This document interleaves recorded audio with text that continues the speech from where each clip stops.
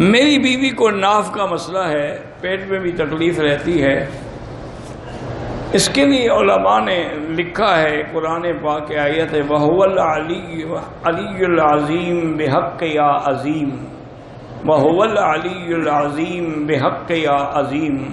یہ ہر نماز کے بعد 11 دفعہ پڑھ کے وہ خود اپنے ہاتھ سے ان جگہوں پر پھیرے جہاں جہاں تکلیف ہے۔